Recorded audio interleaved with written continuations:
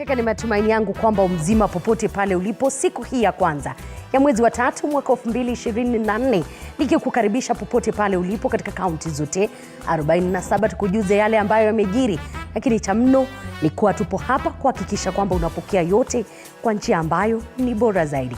Lakini haya ndio yaliyo.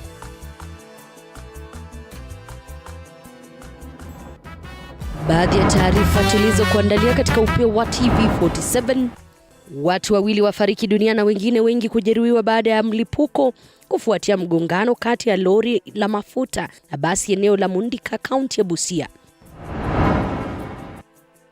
Kenya sasa ipo tayari kupeleka kikosi cha maafisa wa polisi 1000 nchini Haiti kuongoza msafara wa kimataifa utakaosaidia kurejesha amani nchini humo. Hii ni kufuatia sahihi ya makubaliano kati ya Kenya na Haiti iliyoshuhudiwa na Rais William Ruto na Waziri Mkuu wa Haiti Ariel Henry.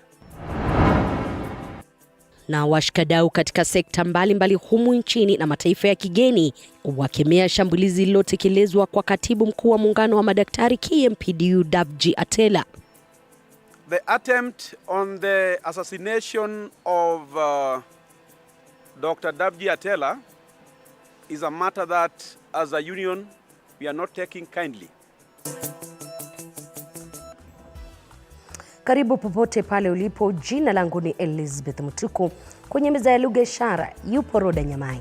Unawasiliana nasi kwa 22047, mitandao ya kijamii @TV47 Kenya pale Facebook na ukurasa wetu wa X. Kauli yako kuhusiana na taarifa zetu inakubalika. Moja kwa moja ni kuwa watu wawili wamefariki dunia huku 5 wakiwa wanauguza majeraha mabaya zaidi katika hospitali ya rufaa ya Busia baada ya ajali iliyohusisha lori la kubebea petroli na pia basi kutukia eneo la Mundika katika barabara kuu ya Busia Kisumu.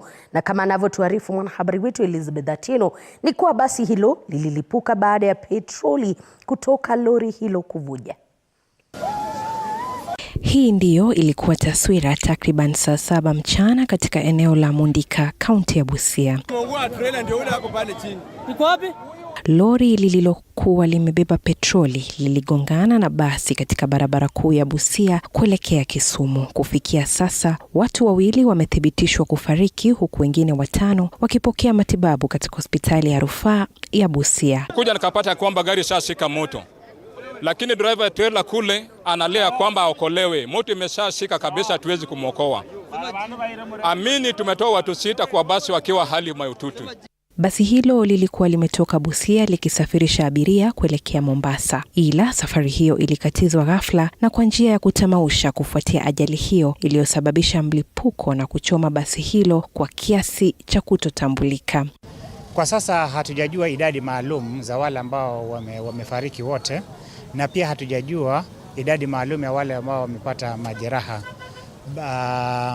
Lakini tutaweza kupata idadi hizo baada ya kuondoa hizi rekeje hapa kwa barabara. Kulingana na walioshuhudia ajali hiyo, lori hilo lililokuwa linatoka eneo la Kisumu lilipoteza mwelekeo baada ya kujaribu kupita gari ndogo aina ya Probox, na hapo ndipo liligonga basi hilo na kubingirika. Hapa katikati tulikuwa na Probox.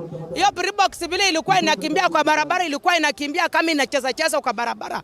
Alafu trailer ikalose control. Alafu ikaendea pande ya basi. Alafu trailer ikagonga basi. Trailer vile iligonga basi ikaanguka chini. Watu vijana wenye walikuwako wakaanza kufurutu huko wamama ndani ya basi. Wamama wengine akatoka. Tulikuwa na mama mmoja walikuwa anamponesha, wameshamtoa nje, tena anarudi ndani anasema anataka baga yake na mtoto. Na mtoto alikuwa amesharuka hako juu ya gari. Ilikuwa mbio, basi pia ilikuwa mbio. Lakini kwa sababu ya trailer barabara kuwa ndogo, trailer imejaribu kufinya. Basi nakuja mbio, ikajaribu kufinya, ikashindikana. Basi hilo lililipuka baada ya petroli kuvuja kutoka lori hilo. Waliofariki ni dereva na abiria mmoja waliokuwa katika lori hilo. Wazima moto wamechukua muda mrefu sana, kama gari bado naungua. Yule driver trailer hangekufa, wangekuwa immediately tungeokoa hiyo mwili. Msimamizi wa hospitali ya rufaa ya Busia, Emma Namulala, amethibitisha kuwa wengi wa majeruhi waliofikishwa katika hospitali hiyo walikuwa na majeraha, ila wanadhibiti hali hiyo. So we have received 2 patients in ward 4, that is the female ward, and out of these 2 patients, one of the patients had multiple facial injuries and has been taken to theater for debridement, and the patient is now stable. Kwa sasa mwathiriwa mmoja aliye na majeraha sugu amesafirishwa katika hospitali ya rufaa ya Moi mjini Eldoret kwa matibabu. Elizabeth Atieno, TV47. Asante sana Elizabeth kwa taarifa hiyo. Vyama mbalimbali na pia mashirika ya kimataifa wamejitokeza kukemea polisi kwa matumizi ya vitoa machozi kwa madaktari wanagenzi walioandamana hiyo jana, na sasa uongozi wa muungano wa madaktari wanafamasia na madaktari wa meno pamoja na wengine KMPDU wameagiza madaktari kufanya mgomo kuanzia Jumatatu, huku maandamano ya kupinga vitendo vya polisi yakiwekwa siku hiyo hiyo. Emory Kisewe na mengi zaidi. Solidarity forever. Vyama na mashirika mbalimbali nchini vimekashifu utumizi wa nguvu kupitia kiasi jana, wakati madaktari wanagenzi walikuwa wakiandamana wakilalamikia kucheleweshwa kwa mpango wa kutumwa katika vituo mbalimbali vya afya kuhudumu humu nchini. Wale madaktari ambao wanaitwa medical interns ni lazima wawe wametumwa katika maeneo yao ya kazi ikifika Jumatatu wawe wametumwa.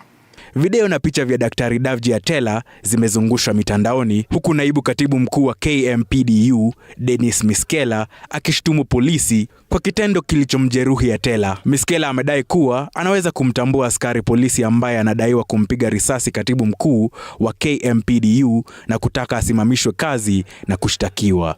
As you are now leaving to proceed to Treasury,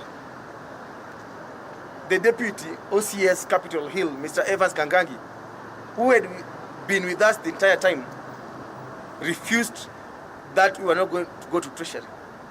Of course, we were adamant, because as Kenyans, we don't need any permission. But then he threatened the SGR, promised to take him out. And as we were moving towards community, headed to Abis Kodek near All Saints Cathedral, the same officer took a gun around 10-20 meters away from us and aimed at the SG and shot at him. Mwenyekiti wa KMPDU nchini, Abi Mwachi, aidha alitangaza kuwa madaktari nchi nzima watagoma kuanzia Jumatatu, hatua ambayo itasimamisha sekta ya afya. We want to advise our patients to start packing and moving out of all the hospitals from all the corners of this country, in both private and public. We're advising all the doctors to come and visit the Secretary General at Nairobi Hospital at their convenience time, until such a time when the masking tape that has covered the mouth of the Cabinet Secretary Interior is off. Aidha, siku ya Jumatatu, KMPDU pamoja na vyama mbalimbali itakuwa na maandamano makubwa ya kupinga utumizi wa nguvu kwa kupitia kiasi kwa polisi, huku pia wakitaka kutolewa kwa barua za madaktari wanagenzi. Katika kaunti kadhaa kama vile Nakuru na Mombasa, maafisa wa KMPDU wamelaani matumizi ya vitoa machozi kwa madaktari, huku pia wakisisitiza kuwa zaidi ya madaktari 1000 lazima wapewe nafasi ili kupata leseni zao. We are fighting for the rights of the common mwananchi. We are fighting for the rights of the doctors who have been trained by the taxpayers' money. Long live unions, long live! Long live! Long live unions, long live! Long live! Thank you. Kisewa Emory, TV47. Kwingineko ni kuwa serikali imetakiwa kuwekeza pakubwa katika kuchunguza matibabu ya ugonjwa wa saratani kama njia mojawapo ya kukabili vifo vingi zaidi vinavyotokana na ugonjwa huo. Akizungumza katika ibada maalum ya babake, mwakilishi wadi wa Mayoni Fredrick Watitwa aliyefariki kutokana na saratani ya mapafu, wakilishi wadi wa kaunti ya Kakamega wamesema kuwa ipo haja ya kujenga vituo maalum vya matibabu kwa ugonjwa wa saratani katika eneo bunge hilo, kwani wakazi wengi usafiri mwendo mrefu kupata huduma hiyo muhimu zaidi, wakiitaka serikali kujumuisha matibabu ya ugonjwa sugu kama saratani katika bima ya kitaifa ya afya ili kumfaa mwananchi wa kawaida. Treatment ya kansa for sure iko juu. Kama una hela ni ngumu sana, ni shoti ni ngumu. Pia ningeomba serikali kama kuna uwezo pia watafute vile wanaweza hizi kadi ambazo zinakuja za hii serikali yetu ya Kenya Kwanza, waone kama wanaweza include pia cancer treatment iko hapo ndani. Kwa hakika kweli kama mzee leo hii tungekuwa labda na zahanati hapa hivi, ingekuwa labda ndio Mwenyezi Mungu angemchukua, lakini matibabu na ule mwendo ungekuwa wenye kupunguka. Kwa hivyo sisi kupitia kwa Ministry of Health na gavana wetu tungeomba kwamba kama Mumias West tuko na level 4, East tuko na level 4, Matungu tuko na level 4, tungehakikisha Butere tuko na level 4, tungehakikisha kwamba ama tungeomba kupitia bunge kwamba angalau katika hizo constituencies tuwe na zile zahanati ambazo zitakuwa zenye kusaidia ugonjwa wa kansa. Ugonjwa wa kansa ni mgumu sana. So naomba ili waziri wetu Nakumicha ameweza kuzindua social health cover ambayo na wasi wananchi waweze kulipa ili iwasaidie kwa hospitali wakati wa matibabu. Na mbunge wa Kasarani Ronald Karuri kupitia shirika lake la wakfu wa Captain Ronald Karuri leo umeandaa siku ya elimu katika chuo cha elimu maalum ya Kenya-Haiti huko Kasarani. Tukio hilo pia ilikuwa siku ya kutoa zawadi kwa wanafunzi ili kuwapa motisha na kuwahamasisha wanafunzi kuzingatia masomo shuleni. Under the guidance of his leadership and the patronage of Captain Karauri, 120 students were the recipients of a 4-year scholarship in the year 2023 and the year 2024. We give you the necessary required formal knowledge. We give you the necessary required skills and competencies so that from there now you can be able to contribute and participate effectively in the socio-economic development and the national development of this country. As we focus on education, we have some challenges and we are crippled in a way as a constituency. Today we have the Honorable CS because there are some initiatives they've taken as a government which will benefit the people of Kasarani. And I'm happy to welcome him here because if we don't do it together, we will not get anywhere. Kwingine kulikuwa Wizara ya Jinsia pamoja na Care International wamezindua mikakati inayotarajiwa kufikia watu milioni 5.5 inayotarajiwa kufikia watu hao na wakati kutoka kwa jamii zilizo hatarini kujengwa ili kuondoka katika umaskini unaodhalilisha jamii ifikapo mwaka 2030. Care International na wizara hiyo zinaendelea kufanya kazi kwa ushirikiano kutoka sekta ya binafsi kwa lengo la kujenga athari katika uzalishaji wa chakula.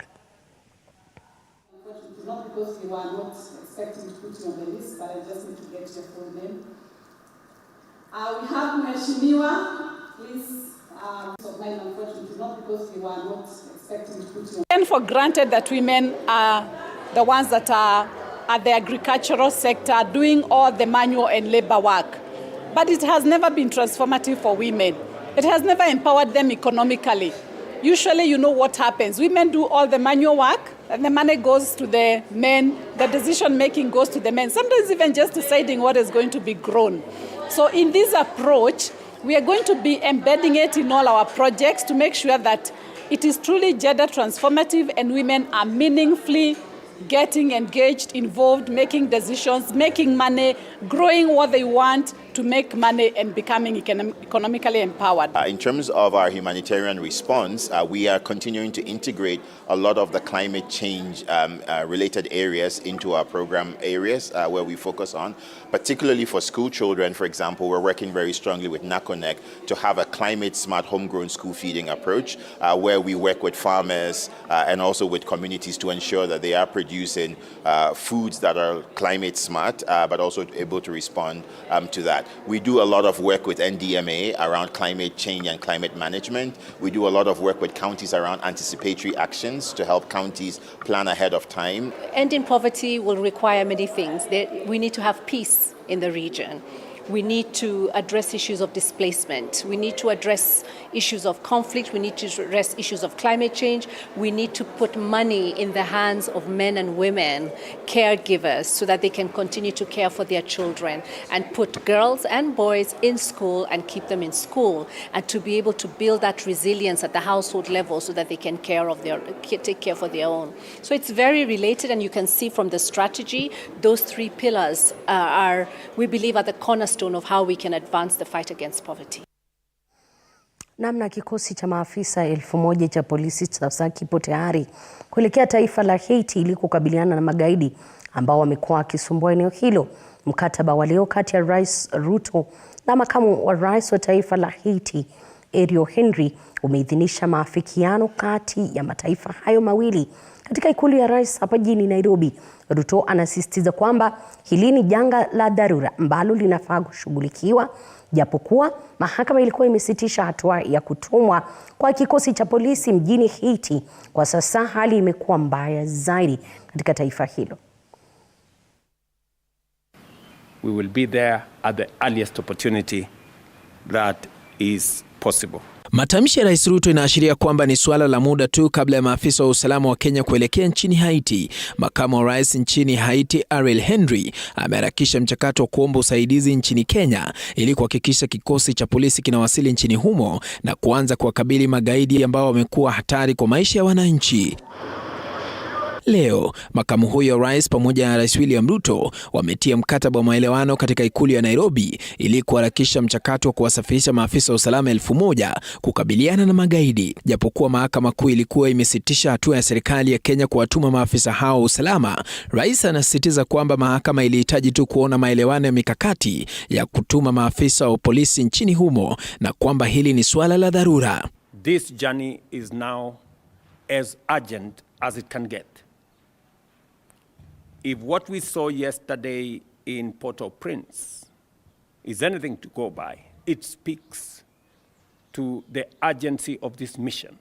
And I want to say, from Kenya, we are ready for this deployment. Ingawaje rais amedhibitisha kwamba safari imenoga ya walinda usalama kuelekea nchini Haiti, hali ya usalama imezidi kuwa mbaya zaidi nchini humo. Kufikia jana, katikati mwa jiji la Port-au-Prince, mashirika pamoja na biashara za watu zilikuwa zimefungwa na hata kukawa na vita ambavyo vilisababisha milio ya risasi kusikika, hatua ambayo iliwafanya raia wa nchi hiyo kutorokea usalama wao katika mitaa mabanda.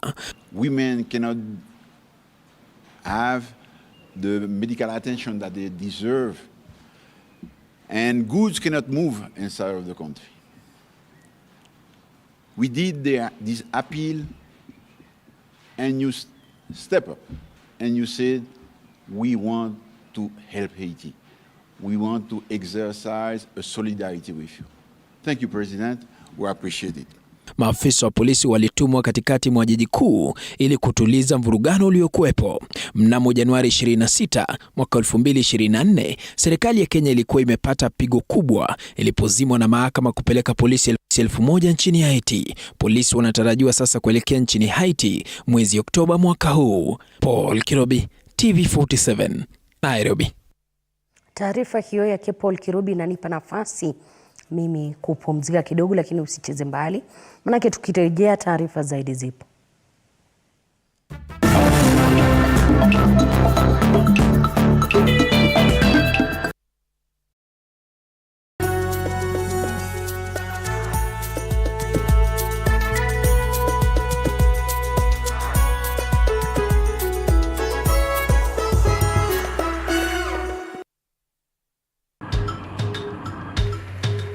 Na safari hii katika Mfahamu Kiongozi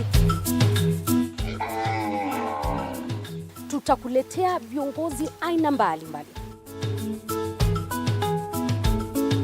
Nikuwe na Nisani kama 10 na pia nikuwe menua minibus. Minibus niko niwa. Kushinda unaangalia simu ya mzee, soma Biblia ama ingia kwa washroom ujisugue mpaka nimetoa hivi. I don't know whether any of my children would want to get into the political field. Sijajua bado. Kila Alhamisi saa 1:30 kuendelea.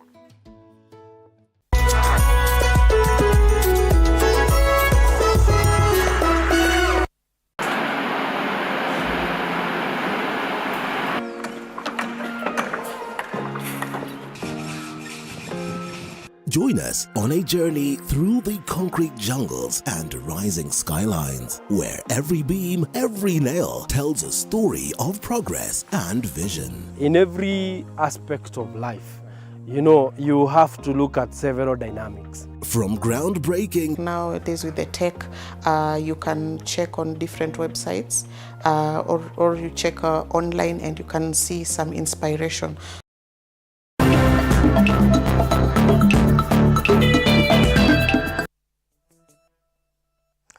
Karibu tena mpenzi mtazamaji. Na serikali imeanzisha mchakato wa kuimarisha usalama katika mpaka wa Kenya, Sudan Kusini, Ethiopia na Uganda kama njia mojawapo ya kuimarisha biashara mpakani. Kama anavyotuarifu wanahabari wetu wa Turkana Kitiomika, ni kuwa serikali imeahidi kukarabati uwanja wa ndege wa Lokichogio ili kuimarisha biashara baina ya mataifa hayo mawili. Vita vya mara kwa mara baina ya jamii ya wafugaji ya Atekeri inayojumuisha Turkana ya Kenya, Karamoja ya Uganda, Toposa ya Sudan Kusini na Nyangatom wa Ethiopia imechangia kudorora kwa biashara mpakani. Jeremiah Lomrukai ni gavana wa kaunti ya Turkana. We border communities that seem to be fighting over issues of water or even pasture. We call ourselves Atekeri because we speak the same language. Katika mpaka wa Kenya na Sudan Kusini, hivi ndivyo hali ilivyo. Afisi mbalimbali ikiwemo ya uhamiaji iliharibiwa kutokana na vita vya mara kwa mara, wakazi wa maeneo haya wakitorokea usalama wao maeneo ya Lokichogio. And as a government, we are making deliberate efforts to ensure that we bring peace, we beef up security in this region. And where there is cross-border issues, we are having conversations with our neighbors, either bilaterally or under the umbrella of the East African Community, where the Republic of South Sudan and the Republic of Uganda are, and we are resolving those issues. It is the responsibility of the national government actually to take a serious step to initiate processes of building peace between us and the neighbor communities. Viongozi wa kaunti ya Turkana wakiongozwa na gavana Jeremiah Lomrukai wanataka usalama uimarishwe pamoja na miundo msingi ili kukuza biashara nchini. My request to the ministry is that some of these things have to be fast tracked, because immediately we open towards a border point or even a Kitongo and Kibish, I think the trade issue, which has actually hindered us a bit of access into very serious economic activities, I think it will seriously take place. Katibu katika Wizara ya Mambo ya Nje wa masuala ya Jumuiya ya Afrika Mashariki, Abdi Tubata, ambaye alizuru maeneo haya, anasema serikali imeweka mikakati kuimarisha miundo msingi maeneo haya, ikiwemo uwanja wa ndege wa Lokichogio itakayosaidia kukuza biashara baina ya mataifa haya. I want to assure the people of Turkana that the government is going to resolve those issues. We are going to complete those projects. We are going to complete that runway and other issues which have come up in terms of securing the airport itself with a fence. So those are conversations that we are going to have. We are going to ensure that the relevant ministries and departments allocate the resources required so that we can bring development to this area. Nikiwa Lokichogio kwenye kaunti ya Turkana, nikiripotia TV47, mimi ni Kitiomika Masai. Asante sana Kitio kwa taarifa hiyo. Spika wa Bunge la Kitaifa Moses Masika Wetangula ameelezea kuunga mkono azma ya kinara wa Azimio Raila Odinga kuwania wadhifa wa mwenyekiti wa Tume ya Umoja wa Afrika AU, akisema ana tajriba ya kutosha kuhudumu kwenye wadhifa huo. Akizungumza baada ya kufungua rasmi mahabara ya teknolojia katika chuo cha kiseminari cha Mabanga, Wetangula amehoji kuwa kuwania wadhifa huo Raila atakuwa na uungwaji mkono wa taifa zima la Kenya, akisema kuwa nafasi hiyo ya kiongozi huyo ni kuonyesha tajriba yake kama kwa bara zima la Afrika. The promise that you gave us. Serikali tayari imesema na rais wa nchi Dr. William Ruto amesema tumepeleka Mheshimiwa Raila kama candidate wetu. Ile sasa zote tutafanya.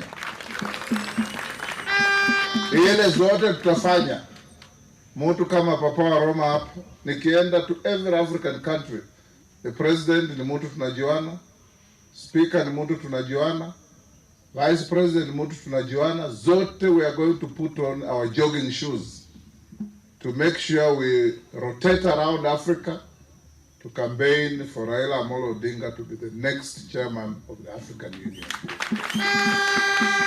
And let's make it very clear, we are not taking Raila to be the African Union chair because we want to exit him from Kenya.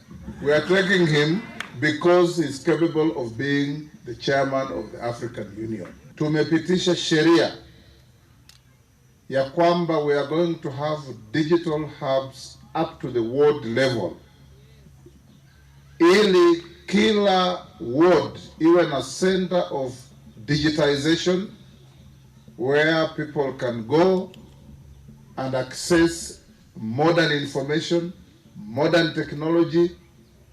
Hata mama mwenye anauza hapa Bukembe ndizi yake, mtu akija kununua ako na kasimu kake smartphone, anaangalia kwa simu hii ndizi kule Nairobi iko pesa ngapi.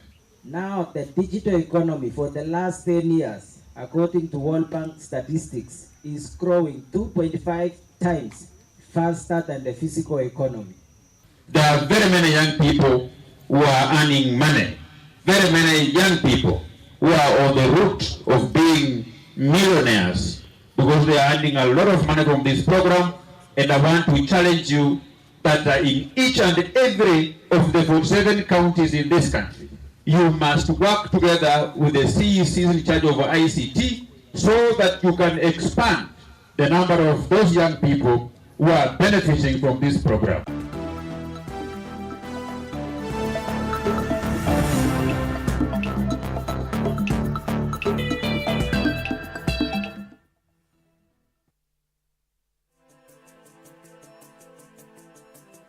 Michezoni ni kuwa Kenya inaandaa viwanja vitatu ambavyo vitatumika katika dimba la soka barani Afrika AFCON mwaka 2027.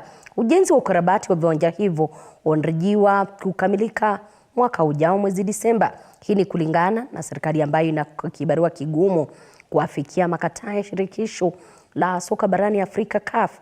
Kufikia Januari mwaka 2026, nyuga za Talanta Sports City, Kasarani na Nyayo zitafungua milango yake kwa matumizi. Na changamoto kubwa inayokumba serikali ni ujenzi wa uwanja wa Talanta Sports City ulioko Jamhuri, eneo bunge la Lang'ata, kaunti ya Nairobi kunradhi. Mashabiki 60,000 wakitarajiwa kutoshea katika uga huu.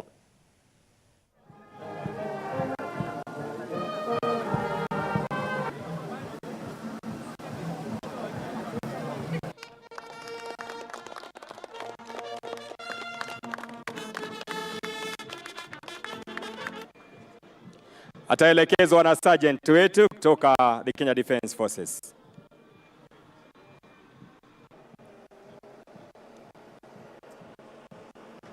Ni siti yetu ya kipekee. Makofi mazuri kwa mheshimiwa ardhi, na anaondoa ule udongo kwa taraza kuondoa. Kwingine kulikuwa waziri wa michezo wa Babu na Mwamba hii leo amewaaga wachezaji wa timu ya Kenya ambao watashiriki katika mashindano ya All African Games ambayo yatafanyika Accra, Ghana kuanzia tarehe 3 hadi tarehe 23 mwezi huu. Vikosi ambavyo vimefunga safari ya kuelekea nchini humo ni pamoja na ambao watacheza handball, table tennis na lawn tennis. Timu zingine zinaendelea na mazoezi kabla ya kusafiri. And we promise that this team will do wonders. We have always done very well in the African Games. We know since the game started in 1965 in Congo-Brazzaville, where our legend Kipchoge Keino was discovered, we have done very well.